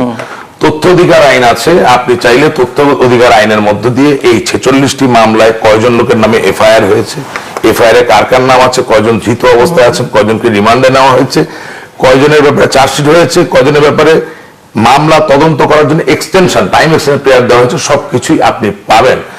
আপনি এই অনুষ্ঠানে হিয়ারসে বললে হবে না। আমি বলতে চাচ্ছি দালিলিক ভাবে কি প্রমাণ করা সম্ভব? দালিলিক ভাবে প্রমাণ করা সম্ভব যে এই 46টি মামলা প্রত্যেকটি লোক অন্তরীণ অবস্থায় আছে, বাকি 3টি নাই। শুনেন, যেটা হয় নাই সেটা আমি স্বীকার করতে পারি, এটা গেল এক। আর 1996 থেকে 2001 সালে প্রথমবার আওয়ামী লীগ সরকারের যে সময় উদীপজির যে হামলার কথা তিনি বললেন, এটাও তিনি একটা অসত্য কথা বলেছেন। বাংলাদেশ আওয়ামী লীগ সেই সময় বলেছে এটা জঙ্গি হামলা, এখনো বলে সেটা জঙ্গি হামলা। সমস্যা হয়ে গেছে, বাংলাদেশ আওয়ামী লীগ যখন ক্ষমতায় ছিলেন এই ধরনের কোন হামলাকে প্রাতিষ্ঠানিকভাবে অস্বীকার করা অথবা তাকে স্বীকৃতি দেওয়ার কোন দায়ভার আওয়ামী লীগ নেয়নি, বরং তার বিরুদ্ধে যুদ্ধ ঘোষণা করেছে। কিন্তু 2001 থেকে 2006 সালে আপনার খেয়াল আছে, মতিউর রহমান নিজামীকে যখন জেএমবির কথা জিজ্ঞেস করা হলো বারংবার, আপনি নিজে গণমাধ্যমের একজন সমাদৃত ব্যক্তি, তখন দেখা গেল তিনি বারবার ডিনাই করলেন যে জেএমবি নামক কোন জঙ্গিবাদী সংগঠন নেই, বাংলাদেশে কোন জঙ্গিবাদ নেই, এটা মিডিয়ার সৃষ্টি। অর্থাৎ আমি যে জায়গাটা যেতে যাচ্ছি যে 2001 থেকে 2006 সাল পর্যন্ত বিএনপি, জামাতে ইসলামী সচেতন ভাবে প্রাতিষ্ঠানিক ভাবে জঙ্গিবাদ অস্বীকার করেছে। এর কারণ কি? যাতে জঙ্গিবাদ গড়ে উঠতে পারে। প্রত্যেকটা যে একটা কজ এন্ড এফেক্ট আছে। শুধু তাই না, 10 ট্রাক মামলা 21শে আগস্ট গ্রেনেড হামলা, শাহের এস কিবরিয়ার হত্যাকাণ্ড, সাবেক অর্থমন্ত্রী আহসানুল্লাহ মাস্টার সাহেব, কোনটা বলবো ভাই? এবং আসলে এটার জন্য তো টক শো লাগে না, বাংলাদেশের মানুষের কাছে পরিষ্কার যে জঙ্গিবাদ কার হাত দিয়ে ইনকিউট আমাদের। এবং সবচেয়ে বড় কথা এটাও বলি, উনি যে বলছেন যে বিএনপি জামাত মনে করছে সারাশি অভিযানে তারা হেনস্থা হতে পারে, এটা স্বাভাবিক। গতকালকে আমি একটা টক শোতে বলেছি, আমরা যখন অঙ্ক করতে আইন শৃঙ্খলা রক্ষাকারী বাহিনী, গোয়েন্দা বাহিনী যারা আমাদের নিরাপত্তার কাজে নিয়োজিত আছেন, তারা যাতে প্রয়োজন মাফিক ভাবে পান সেটা আমাদেরকে নিশ্চিত করতে হবে। এছাড়া একটা ভালো উদ্যোগ আসলে ভালো কাজে লাগানোর ক্ষেত্রে বিলম্ব হতেই পারে। জি, আসবো আবার আপনার কাছে। জঙ্গিবাদ, সন্ত্রাসবাদ এটির অবসান আমরা সবাই চাই এবং বাংলাদেশের গায়ে এই তকমাটি না থাকুক সেটি আমরা নাগরিক হিসেবে প্রত্যেকেই চাই এবং এটি নিয়ে অভিযান চলছে, অভিযানের সাফল্য আমরা সকলে কামনা করি। কিন্তু আপনার দলের পক্ষ থেকে অভিযোগ হচ্ছে যে এটা বিএনপি নেতাকর্মীদের গ্রেফতার করা হচ্ছে।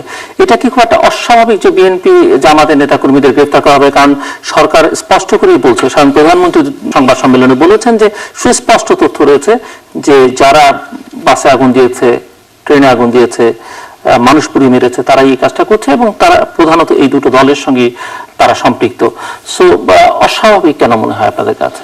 ৮৬ অভিযান শুরু হয়েছে এবং এই পর্যন্ত ৩,১৯২ জনকে গ্রেফতার করা হয়েছে,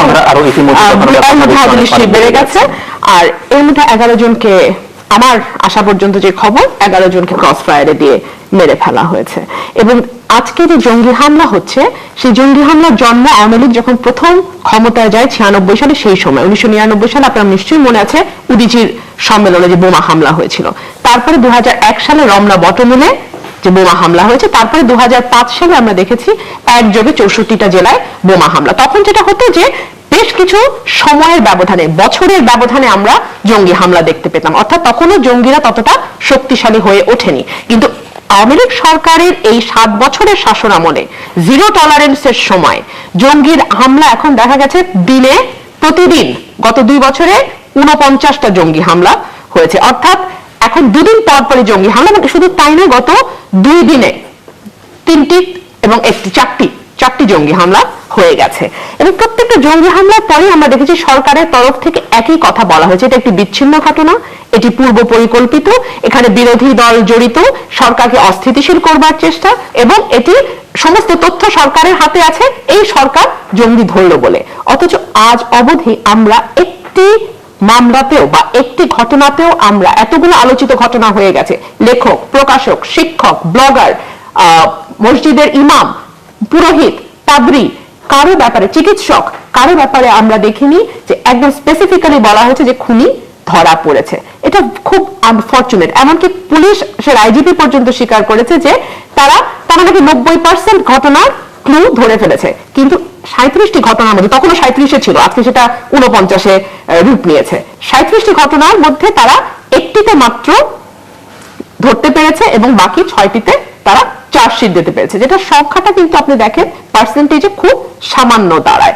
অর্থাৎ এই সরকার যদিও বলে থাকছে যে তারা জঙ্গি দমন করতে পারছেন, জঙ্গির ব্যাপারে তারা জিরো টলারেন্স মেনটেইন করছে, কিন্তু বাস্তবতা কিন্তু ভিন্ন। এবং কেন এই কারণটা দেখেন, জনগণের ম্যান্ডেট বিহীন এবং ন্যায্যতার অভাব যখন একটি সরকারের মধ্যে থাকে, আমি আবারও বলছি, জনগণের ম্যান্ডেট ছাড়া যখন একটি সরকার গঠিত হয় এবং সেই সরকারে যখন ন্যায্যতার অভাব থাকে, তখন সেই সরকারের কিছু বৈশিষ্ট্য থাকে, কিছু ক্যারেক্টারিস্টিক্স থাকে। তারা ভয়ের সংস্কৃতি তৈরি করতে চায়, 1, তারা আইনের শাসন প্রতিষ্ঠা করতে ব্যর্থ হয়, 2, তারা গণতান্ত্রিক এবং সাংবিধানিক যে অধিকারগুলো আছে জনগণের, সেগুলোকে আস্তে আস্তে সংকুচিত করে আনতে থাকে এবং এই সংকুচিত করে আনবার জন্য তারা প্রশাসনকে ব্যবহার করে, তারা আইন শৃঙ্খলা রক্ষাকারী বাহিনীকে ব্যবহার করে, তারা বিচার বিভাগকে ব্যবহার করে এবং রাষ্ট্রীয় যে সংস্থাগুলো আছে প্রত্যেকটাকে তারা নিজের কবজায় নিয়ে এই ভয়ের সংস্কৃতিটা তৈরি করতে চায়। এবং তারা বলে যে তোমরা কি উন্নয়ন চাও নাকি গণতন্ত্র, তারা এটাও বলে যে তোমরা যুদ্ধাপরাধের বিচার চাও নাকি সুষ্ঠু নির্বাচন চাও। অর্থাৎ যুদ্ধাপরাধের বিচার চাই আমি সুষ্ঠু নির্বাচন চাইতে পারবো না, আমি যদি উন্নয়ন চাই আমি গণতন্ত্র চাইতে পারবো না, আমি যদি প্রবৃদ্ধি চাই সেই সাথে আমি আইনের শাসন চাইতে পারবো না।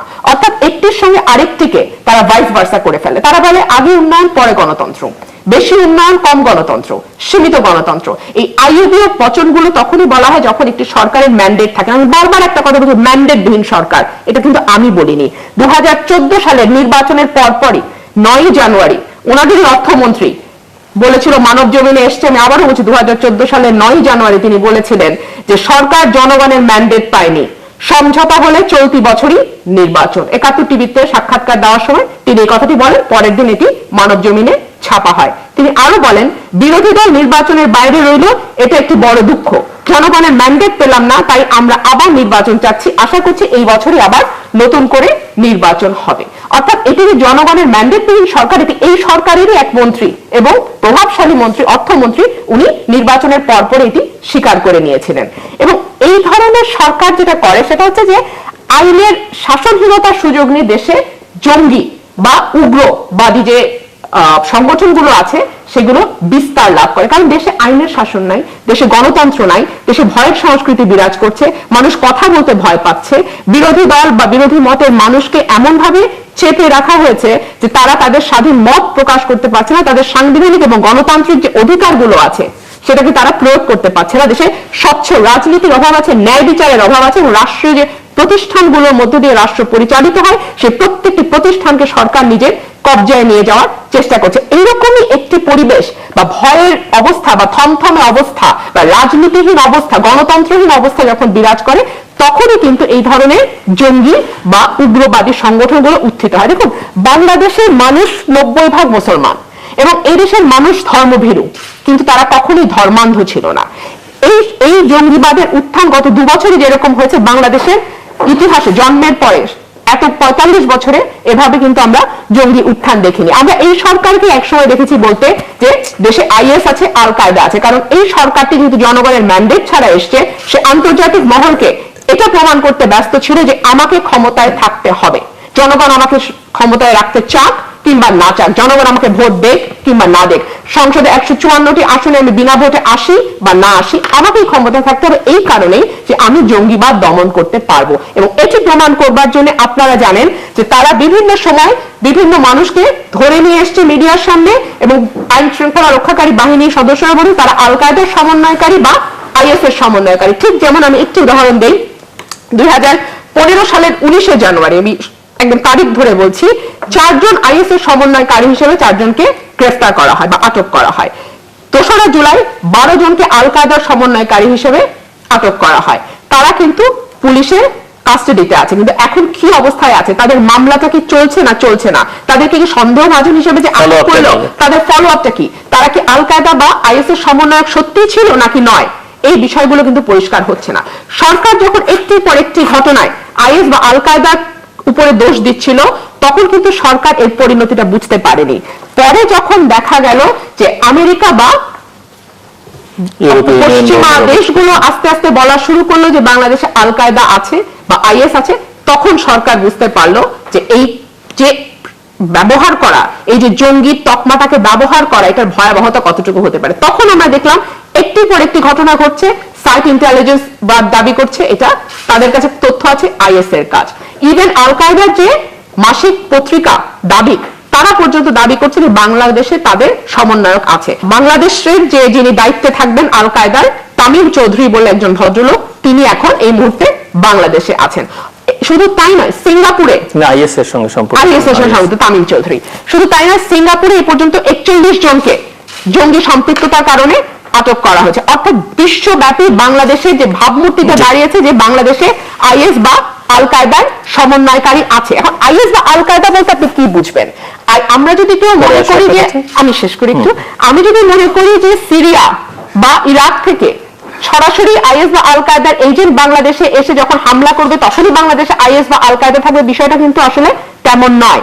তাদের মতাদর্শে বিশ্বাস করে, তাদের আদর্শে বিশ্বাস করে, বা তারা যা প্রতিষ্ঠিত করতে চায় সেটাকে প্রতিষ্ঠা করবার দায়িত্ব মনে করে এমন লোক বা এমন মতাদর্শ বা এমন আদর্শে বিশ্বাস করে এমন লোক যদি বাংলাদেশে থেকে থাকে, তাহলে আইএস বা আল কায়দা আছে। কিন্তু আমার এখানে যে কথাটি সেটা হচ্ছে এই বিষয়টা নিয়ে কিন্তু সরকারের মধ্যে সমন্বয়হীনতার অভাব আছে। মাননীয় প্রধানমন্ত্রী বলছেন এটা বিএনপি জামাতের কাজ, আমাদের স্বরাষ্ট্রমন্ত্রী বলছেন এটি হোমগ্রোন জঙ্গির কাজ, আল কায়দা মানে জেএমবি, হারকাতুল মুজাহিদ বা আনসারুল্লাহ বাংলা টিমের কাজ, হোমগ্রোনের কাজ। অবশ্য উনি পরবর্তীতে আবার এটাকে মোসাদের দিকে নেওয়ার চেষ্টা করছিলেন, একটি ইনসিডেন্টে বলেছেন। আবার আমাদের তথ্যমন্ত্রী আসানুল হক ইনু, উনি আবার বলেছেন যে বাংলাদেশে 8,000 আল কায়দার থেকে প্রশিক্ষণ প্রাপ্ত 8,000 জঙ্গি বাংলাদেশে বর্তমানে আছে। অর্থাৎ সরকারের প্রধানমন্ত্রী যা বলছেন তার সাথে সরকারের স্বরাষ্ট্রমন্ত্রী যা বলছেন তার সাথে সরকারের তথ্যমন্ত্রী যা বলছেন কোনোটার সাথে কোনোটার কোনো মিল নেই। মিস্টার রাশেক রহমান। জি, প্রথম কথা হচ্ছে আইএস এবং আল কায়দার সমন্বয়কারী এই দেশে কোনোদিনও গ্রেপ্তার হয়নি, এই তথ্যটি সম্পূর্ণভাবে মিথ্যা। 2 নাম্বার কথা হচ্ছে অর্থমন্ত্রী মহোদয় বিএনপি এলো না, দুঃখ পেয়েছি, উনি বলেছেন, ঠিক বলেছেন, আমি ওনার সাথে একমত, আওয়ামী লীগের সবাই একমত। আমরা চেয়েছিলাম মনে প্রাণে যে বিএনপি খালেদা জিয়া জামাত ইসলামীকে পরিত্যাগ করে নির্বাচনে আসুক। আমাদের মাননীয় প্রধানমন্ত্রী বঙ্গবন্ধু কন্যা জননেত্রী শেখ হাসিনা তাকে 5ই জানুয়ারি 2014 সালের নির্বাচনের আগে ব্যক্তিগতভাবে দুলালাপনির মাধ্যমে টেলিফোনের মাধ্যমে ফোন করে আমন্ত্রণ জানিয়েছিলেন, কিন্তু সেই আমন্ত্রণ তিনি সচেতনভাবে প্রত্যাখ্যান করেছেন, খুব বাজেভাবে প্রত্যাখ্যান করেছেন। সবচেয়ে বড় কথা, রাজনীতিতে আসলে ডায়ালগের তো কোনো শেষ হয় না। এটা যদি সত্যি হয়ে থাকতো তাহলে বেগম খালেদা জিয়াকে বিরোধী দলীয় নেত্রী হিসাবে যখন এই দেশের মাননীয় প্রধানমন্ত্রী ফোন করলেন, তার সেই নিমন্ত্রণ একসেপ্ট করা উচিত ছিল, গ্রহণ করা উচিত ছিল। হ্যাঁ, সামনাসামনি বসে আপনি কোনোটা মানবেন কোনোটা মানবেন না, আলাপ আলোচনা হতেই পারে, আপনি হ্যাঁ বলতে পারেন না বলতে পারেন, কিন্তু একেবারে আপনি আমন্ত্রণ গ্রহণ করবেন না, বসবেন না, আলাপ করবেন না, সেই অবস্থায় আসলে একসাথে নির্বাচন করাটা দূর হয়ে যায়। এবং আপনার মধ্যে দিয়ে ডায়লগ হতে পারে, একটু বলি, ওটা তো আসবো, ডায়লগ যাচ্ছি আমি একটা করে। আপনার মাধ্যমে আপনার সম্মানিত দর্শকদেরকে জানাতে চাই এটাও যে দুঃখজনক হলো, এই হলো বাস্তবতা। যদিও বিএনপি গণতন্ত্রের কথা বলে, কিন্তু মাননীয় প্রধানমন্ত্রীর নিমন্ত্রণকে তিনি শুধু প্রত্যাখ্যানই করেননি, তিনি এককভাবে অগণতান্ত্রিকভাবে বিএনপির গ্রাম, ওয়ার্ড, ইউনিয়ন, উপজেলা, জেলা থেকে শুরু করে কেন্দ্রের কোন নেতৃবৃন্দের সাথে কথা না বলেই একক সিদ্ধান্তে তারেক জিয়াকে শুধু সাথে নিয়ে এই নির্বাচনকে তিনি বয়কট করেন। সুতরাং আমরা তো দুঃখ পেয়েছি, আমরা চাই যে প্রতিটা নির্বাচনে বিএনপি আসুক। তারপরে যে কথাটা আপনি বললেন যে এখন ডায়ালগ হতে পারে, ডায়ালগ হতে পারে প্রোভাইডেড বঙ্গবন্ধু শেখ মুজিবুর রহমানের যারা হত্যাকারী ছিলেন, যাদের বিচার হয়ে গেছে, সেই ব্যাপারটিকে তাদেরকে আমলে নিয়ে স্বীকৃতি দিতে হবে যে হ্যাঁ তারা হত্যাকারী, এবং ইনডেমনিটি বিলের পিছনে খন্দকার মোস্তাক এবং তার ঘনিষ্ঠ দোসর মেজর জেনারেল জিয়াউর রহমান যারা ছিলেন সেটা অন্যায় ছিলেন, কারণ এটা ইতিহাসের গতিপথকে বিপথে পরিচালিত করেছে এবং এটা কি বলে বিচারহীনতার যে সংস্কার বা চর্চা থাকে প্রতিষ্ঠিত করার একটা প্রথম মাইলস্টোন হিসেবে গণ্য করা যেতে পারে। শুধু তাই না, 1971 সালে যারা যুদ্ধাপরাধী ছিলেন, রাজাকার, আল বদর, আল শামস, তাদেরকে পরিত্যাগ করতে হবে, তাদের বিচারকে মেনে নিতে হবে। না মানলে যে খুব বেশি কিছু যায় আসে তা না, বাংলাদেশের নতুন প্রজন্ম তরুণগুলো মেনে নিয়েছে, বাংলাদেশে যারা বিচার ব্যবস্থা আস্থা রাখেন তারাও মেনে নিয়েছেন, বাট ওনাদেরকে মেনে নিতে হবে। এবং সবচেয়ে বড় কথা হচ্ছে যে জামাত ইসলামীকে পরিত্যাগ করার মধ্যে বাংলাদেশের সত্যিকার স্বাধীনতায় উদ্ভাসিত যে চেতনা, সে চেতনাকে আলিঙ্গন করে এগিয়ে আসলে নিশ্চয়ই নেগোসিয়েশন হতে পারে। আর একটা কথা আমি বলতে ভুলে গিয়েছিলাম যে 21শে আগস্ট গ্রেনেড হামলার মতো একটি নিন্দনীয়, নির্মম, নিষ্ঠুর যে হামলা, সেই হামলায় বিএনপির যারা জড়িত ছিল, যেই স্তরেরই হোক না কেন, সে যেই নেতা বা নেত্রীর সন্তান হোক না কেন, তারেক জিয়ার কথা বলছি, তাদের সকলের কি অবস্থান বিএনপির চোখে হবে এই বিচারের ক্ষেত্রে, সেটা পরিষ্কার করে আসলেই নেগোসিয়েশন হয়তো বা হতে পারে। এই বিষয়ে আমি বলতে পারি না।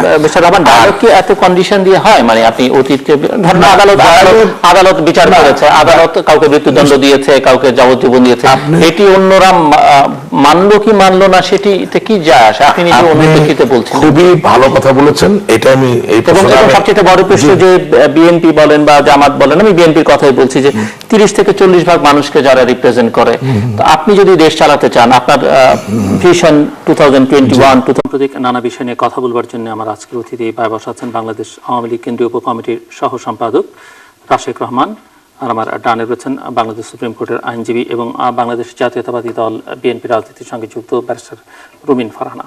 স্বাগত আপনার দুজনকে স্টুডিওতে।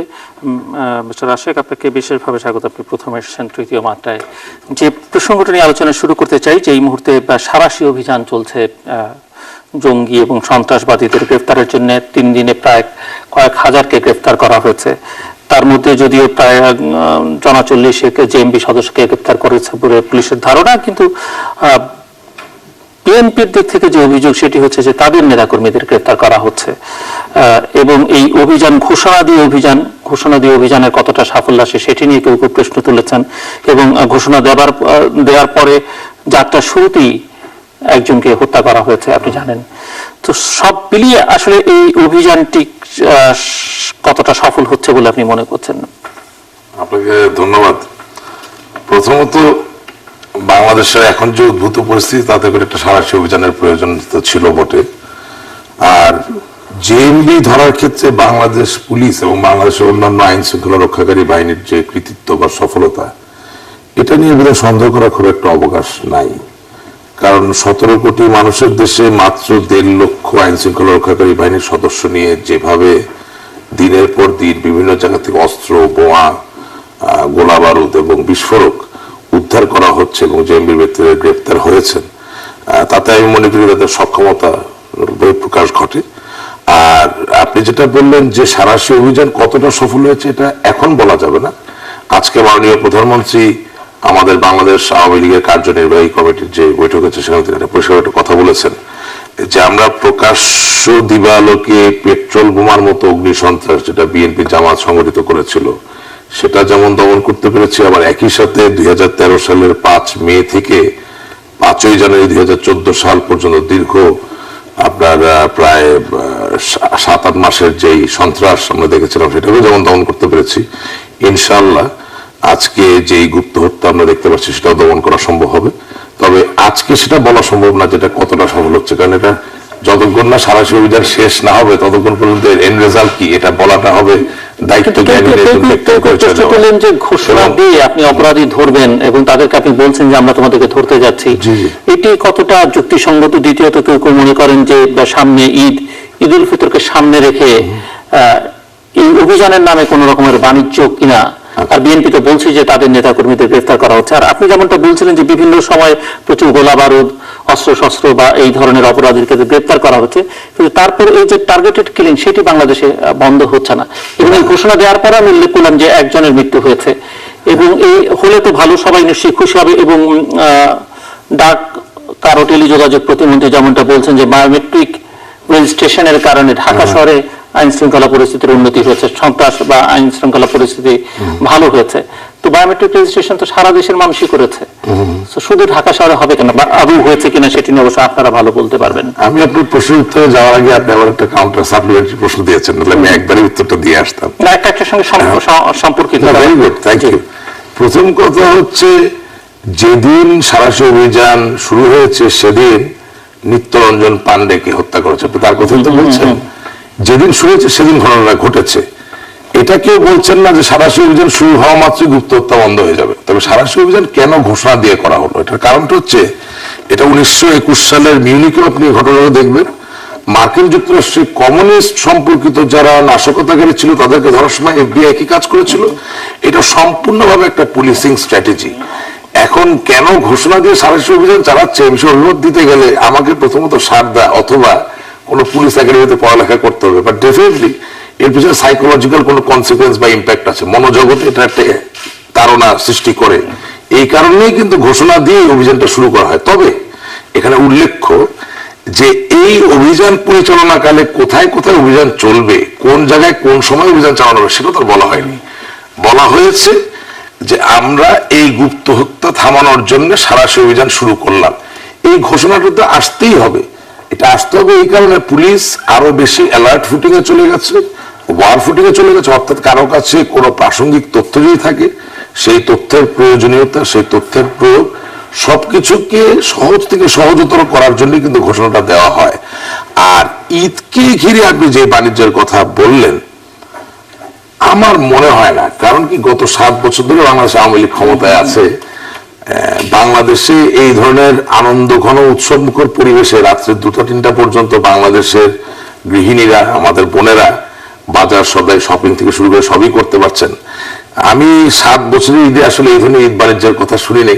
তবে হ্যাঁ, যে কথাটা নিয়ে চিন্তিত হতে পারে এবং এই জায়গায় আমি আপনার সাথে একজন সুনাগরিক বা সচেতন নাগরিক হিসেবে একই মত পোষণ করি যে এই ধরনের কোনো ঘটনা যাতে না ঘটে। ঈদকে কেন্দ্র করে একজন সাধারণ মানুষ যাতে হয়রানির শিকার না হন, হেনস্থা না হন, এটা তো সকলের কাম্য, এটা নিয়ে তো আসলে ডিবেট বায়োমেট্রিক রেজিস্ট্রেশনের কিছু আর বায়োমেট্রিক রেজিস্ট্রেশনের কথাটা আপনাকে আমি বলি, অবশ্যই বায়োমেট্রিক রেজিস্ট্রেশনের জন্য জীবন অনেক নিরাপদ হয়েছে। তবে ঘটনা হচ্ছে যে শুধু কি বায়োমেট্রিক রেজিস্ট্রেশন দিয়ে আপনি সমস্ত জীবনকে 100% নিরাপদ করতে পারবেন? যেই দেশে 1975 সালের 15 আগস্ট বঙ্গবন্ধু হত্যাকাণ্ডের পর থেকে আজ অবধি লক্ষ কোটি হাজারো বিচারহীন হত্যাকাণ্ডের ঘটনা ঘটে গিয়েছে, সে দেশে তো নিরাপত্তাহীনতার পিছনে অনেক ধরনের কারণ থেকে থাকে। বায়োমেট্রিক সিম রেজিস্ট্রেশন করার জন্য যেটা হয়েছে যে আজকে অনিবন্ধিত সিম দিয়ে আপনাকে কেউ ফোন করে কি বলে হুমকি দিতে পারবে না, ভয় দেখাতে পারবে না, থ্রেট করতে পারবে না, সেটা কমেছে। বাট অন্য যে আঙ্কিকগুলো, আপনার অনুষ্ঠানের নাম তৃতীয় মাত্রা, ত্রিমাত্রিক ভাবে যে চিন্তা করেন, অন্য যে নিয়ামকগুলো আছে সেগুলো আমাদেরকে ধীরে ধীরে নিয়ন্ত্রণে আনতে হবে। তবে ডেফিনেটলি রেজিস্ট্রেশন করা সিমের মাধ্যমে নিরাপত্তা বৃদ্ধি পাবে। এবং আমি এটাও রিকোয়েস্ট করবো, এটাও অনুরোধ করবো আপনার মাধ্যমে, আপনার অনুষ্ঠানের মাধ্যমে করি, যে আজকে বায়োমেট্রিক সিমের যে অ্যানথ্রোপোসেন্ট্রিক ইনফরমেশনের কি বলে কলেবর, এটা যাতে সত্যিকার